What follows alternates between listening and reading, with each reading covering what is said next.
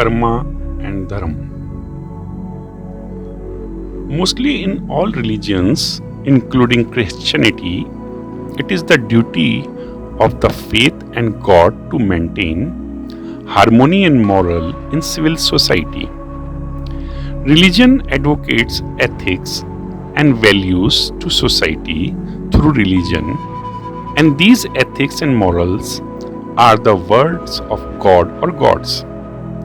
In Christianity, they are having 10 commandments, making the devotees believe that God do not want you to do bad, and it is the duty of believer to love and respect God.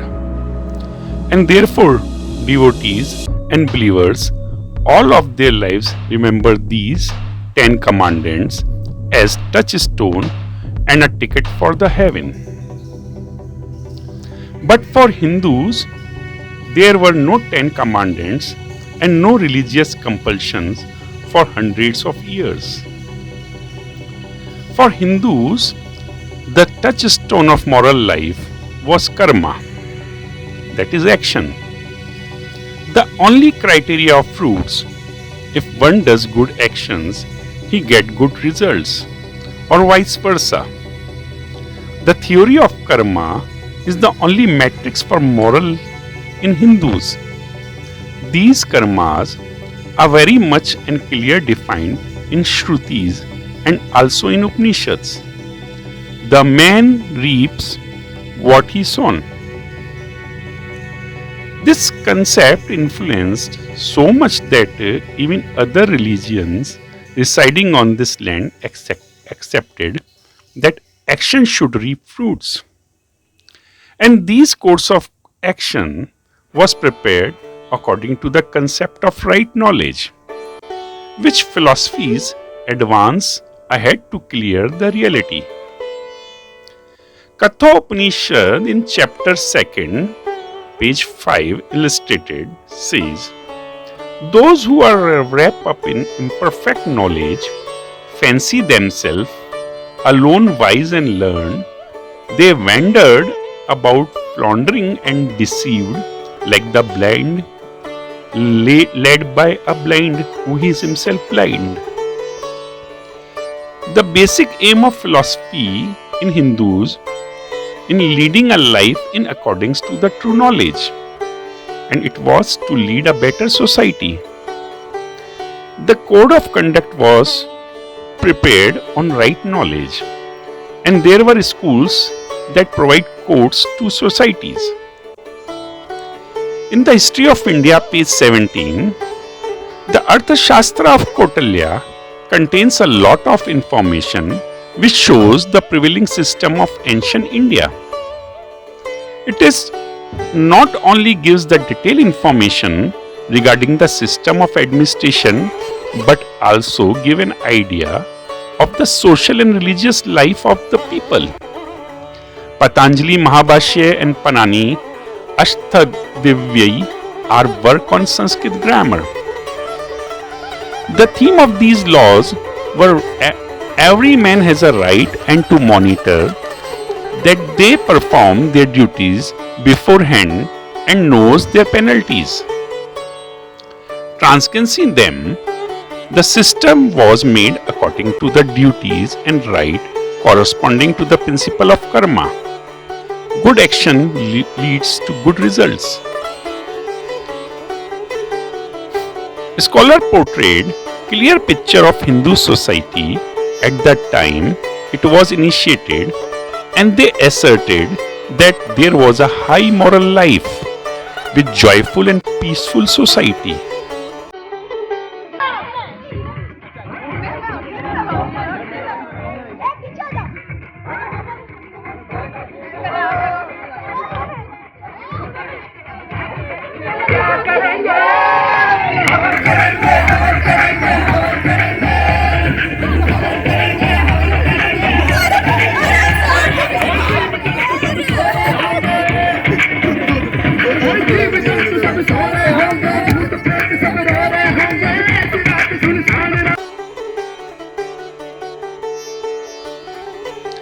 In Hindus, there were was no rush for getting the bliss in temples or appeasing God or gods for blessing. The religion was not a soothing remedy for peace seeker, and the society was not inclined toward the preacher of morality. In ancient India, page 94, it states, the Rig Vedic people believe that gods and goddesses behave like human beings. They ate and drank and have feelings and emotions like the ordinary human beings. Even Keith added, the object of the devotion of the priest were the great phenomena of nature, conceived as alive and useful, represented in anthropomorphic shape, as stated in later Vedic age written by Mahajan. Purity of speech was considered to be a sign of culture, and great attention was devoted to its cultivation. But change of such life was witnessed in epic age. And Mahajan further added, important changes took place in the religious field at the time of epics.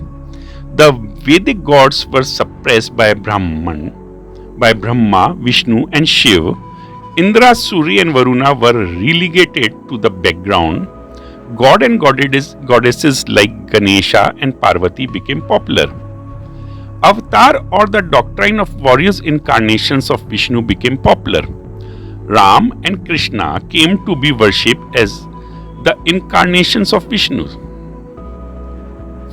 The religion remained important for the Hindu race since Vedic period, and there were different forms of offering and devotion, but moral life was different then to religion. And even in the Guptas and Maurya's age, the system of religion and even the form of gods change.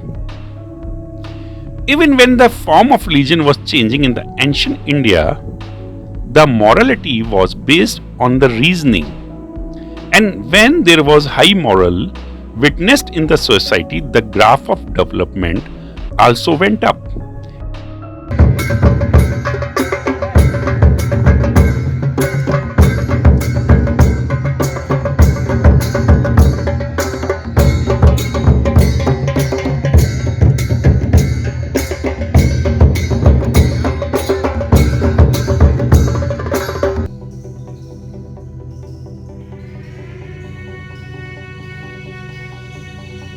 The basic morals which the Upanishads and Vedas taught to the civilization in ethical form were different from the religion. There was no necessity of commandments embodied with the religion to bring civilized formation of societies. In Hindus, it was called sanskars, which inheritance to the next generation.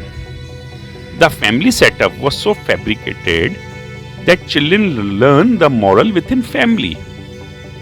The word dharma was used in the Vedic age also, and later in the age of Dharma Shastra, and even at that age of Shrutis, and also during epic reason. Dharma is a command or injunction which impels men to action, said Jaimini in Mimamsa Sutra. The Mimamsa took it as the supreme duty in which ordinarily common morality is dealt by that. This stream, which played greater part in establishing the system of society in Hindus, states that dharma, that is right doing, and adharma, which is wrong doing, deal with happiness and pain to be enjoyed or to be suffered in the life and beyond life too. Mimamsa divided the action into three parts, in which the first is obligatory, that is, which has to be performed, and not doing such action leads to sin. But performance do not give you any merits. An action like serving parents, supporting family, earning for family are such actions which man has to perform. Another one is an optional, in which their performance leads to merit. but their non-performance do not lead to any sin. These actions are like helping neighbors, respecting old people, performing daily prayers, and so on. The third action is prohibited, in which performing such action leads to sin and non-performance do not give any merit, like robbing, lying, cheating, and so on.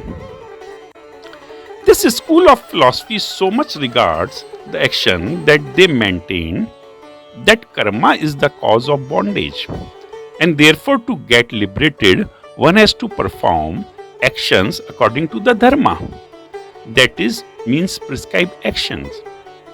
These actions should be performed in an absolute detached manner without any consideration of reward, simply because they came from the Vedas. Kurmila stated in Shlok Vartika.